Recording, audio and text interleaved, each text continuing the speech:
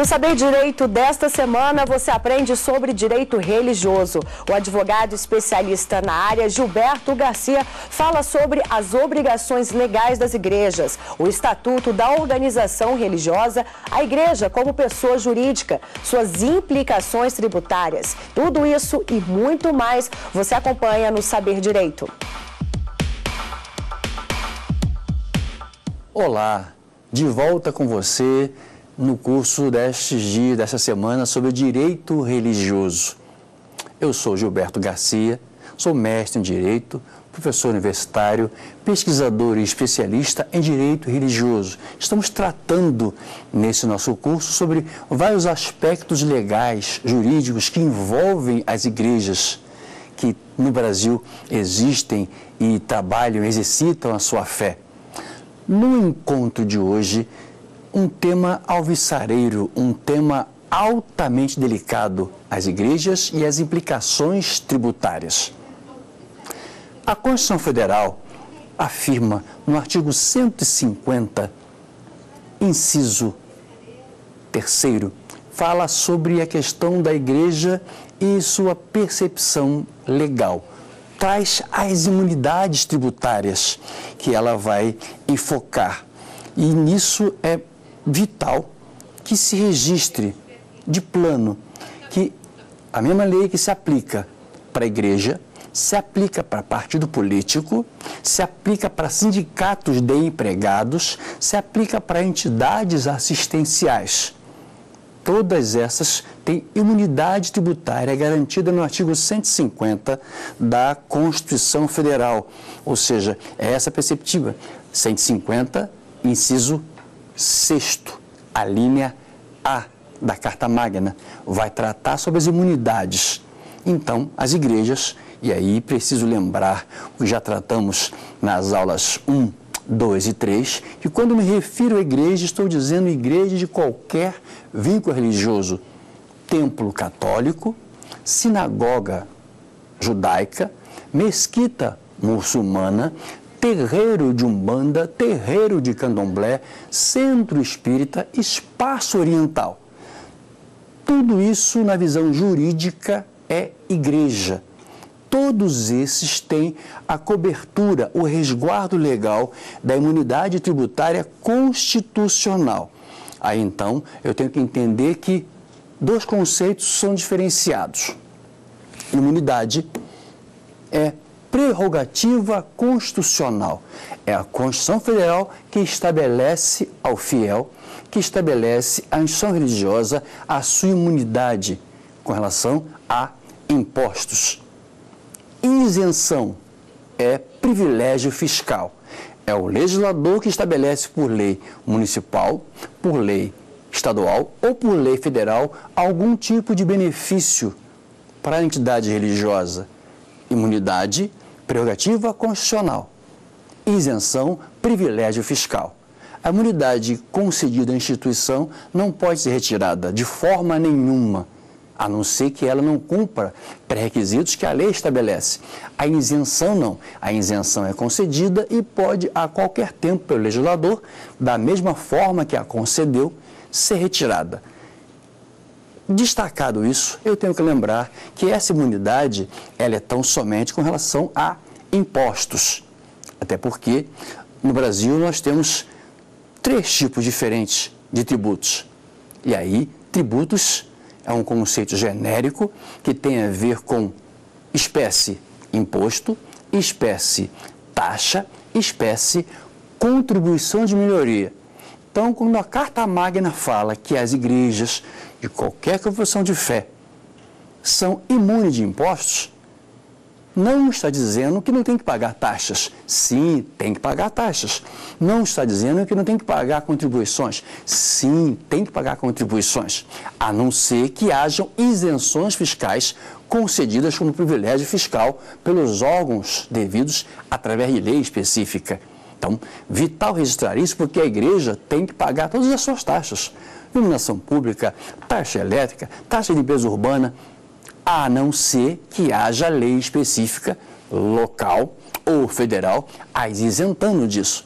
Fora disso, tem que pagar as taxas, contribuição social, contribuição assistencial, contribuição com relação ao INSS, contribuição com relação ao Fundo de Garantia, todas as contribuições, elas estão sujeitas a pagar.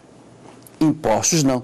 E é interessante que essa proposição com relação aos impostos tem exatamente a ver com a imunidade tributária dos templos. O Supremo Tribunal Federal fincou o entendimento límpido, colocando que templo de qualquer confissão religiosa não está adstrito somente ao espaço. Templo é tudo aquilo que se refere ao destino do culto, a essência do culto, a essência do ritual, a essência da prática religiosa. Então, por exemplo, a casa pastoral onde o pastor reside é também conceituada como templo. A casa paroquial onde o padre reside é também templo. O espaço que a igreja usa, que os terreiros de Umbanda, que o centro espírita, que a sinagoga, a mesquita usam para os seus membros associados, fiéis, estacionarem, também é como templo entendido, desde que esteja em nome da pessoa jurídica igreja. Daí a importância da nossa aula 3. Que foi igreja com pessoa jurídica. Ela está registrada, ela tem estatuto, ela tem CNPJ, ela tem inscrição no Cadastro Nacional de Pessoa Jurídica. Então, tudo que ela adquire tem que comprar em nome da igreja, da pessoa jurídica. E aí, desta forma, este patrimônio é imune de impostos. Interessante, uma decisão jurisprudencial que temos nesse sentido foi a aquisição que a Mitra Arquiepiscopal, quando comprou lá uma máquina de fazer hóstias. E aí, esta máquina de fazer hóstias foi tributada. A pergunta é, para que serve uma máquina de fazer hóstias? A igreja no Rio de Janeiro, a Mitra Arquiepiscopal, importou uma máquina da Alemanha. O governo, então, tributou a igreja na importação da máquina. Isso é um imposto. O governo do estado do Rio de Janeiro não podia ter feito isso, mas o fez. O que fez a igreja, pessoa de direito privado, foi a justiça, e o judiciário garantiu à igreja o seu direito de não pagar o imposto de importação, porque uma máquina para fazer hóstia só serve para fazer hóstia, e hóstia é o elemento que a Igreja Católica se utiliza como sendo o símbolo do corpo de Cristo, onde o católico comunga e a partir dali, então, tem toda a sua revelação carismática, espiritual, religiosa. É culto.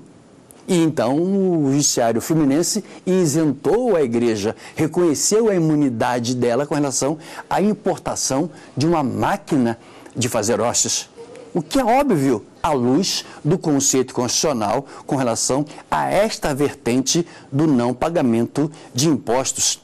Nesta mesma linha, há a questão bem objetiva no que tange a vertente da mudança entre taxas, contribuições e impostos. Precisamos conceituar isso claramente, porque há muita reclamação. A igreja recebe da prefeitura o carnê do IPTU, Imposto Predial Territorial Urbano, competência do município cobrar de todo aquele que possui patrimônio. E aí, então, só que no carnê do IPTU, não vai o IPTU, não vai o imposto, vai a taxa. E nem sempre quem recebe o carnê, o líder religioso, o administrador, o gestor, fica atento a isso. Normalmente, ela coloca tudo no carnê só e encaminha. A igreja, então, vai pagar tudo. Mas nem sempre se atenta que o carnê, a forma é o carnê, mas dentro dele não está o imposto. Porque se tiver o imposto, tem direito a igreja de encaminhar-se à prefeitura e requerer o seu reconhecimento. E é importante isso, anote isso. É importante. Essa imunidade não cai do céu, espiritualmente falando. Essa imunidade há que ser reconhecida. A igreja, a pessoa jurídica, registrou seu estatuto, a igreja tirou o CNPJ, o seu cadastro no fisco, a igreja, então, reúne a escritura em nome dela, da Igreja Pessoa Jurídica, reúne o seu estatuto, a ata da sua diretoria, presidente, vice-presidente, secretário, tesoureiros, tudo registrado em cartório, e vai à prefeitura e então ela requer o reconhecimento da imunidade tributária.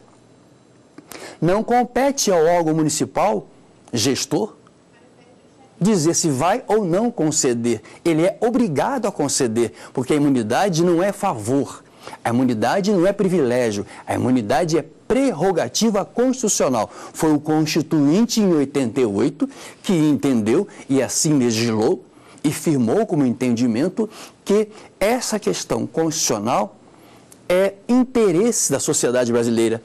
Ou seja, interessa a nós como sociedade que os partidos políticos que administram a questão partidária brasileira e a visão política não paguem impostos. Você faz doações, de qualquer maneira, ele registra, mas não paga imposto. Que os sindicatos de empregados, sindicatos patronais, pagam imposto, mas sindicatos de empregado não pagam impostos. São imunes. Por quê? Porque interessou à sociedade que não paguem.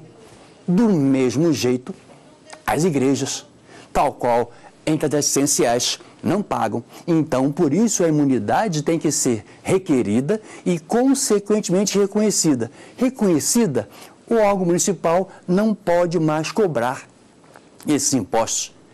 Cuidado, porque muitas vezes a igreja compra um patrimônio e não coloca o patrimônio, não averba o patrimônio. A escritura está em nome do pastor, em nome do babalorixá, em nome do rabino, em nome do sheik, em nome da pessoa que administra a instituição, mas não está em nome da pessoa jurídica registrada em cartório.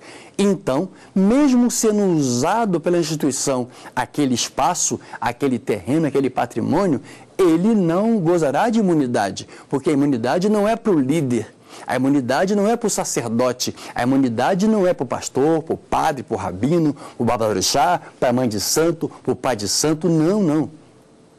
Para o sheik, a imunidade é para a instituição que tem o seu registro e o seu cadastro junto à Receita Federal. Aí ela tem essa imunidade importantíssima que é resguardado, que imunidade com relação a impostos. Todas as taxas e contribuições que ela precisar fazer, ela precisará pagar se assim não for isentada. Vejam só a pergunta que vem por aí. Organizações religiosas declaram imposto de renda? Esta é uma questão altamente relevante.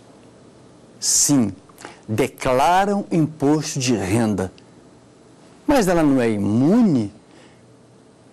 O senhor não acabou de afirmar, professor? Não é prerrogativa constitucional? Sim, continua afirmando, mas a imunidade que a Constituição garante ela não a isenta da responsabilidade, não a isenta da obrigação, não a isenta do cumprimento da lei. Voltamos à questão da nossa primeira aula. A separação igreja-estado não tira da igreja, e vamos de novo entender que igreja é centro espírita, é terreiro de umbanda, é igreja evangélica, é templo católico, é mesquita muçulmana, é sinagoga judaica, é espaço oriental ou qualquer outro tipo de manifestação de fé. A obrigação de cumprir os preceitos do Estado Democrático de Direito vigente no Brasil. E há um decreto que 3.000/99, que é o regulamento do imposto de renda, decreto 3.000 de 99, no seu artigo 135 da lei 5.100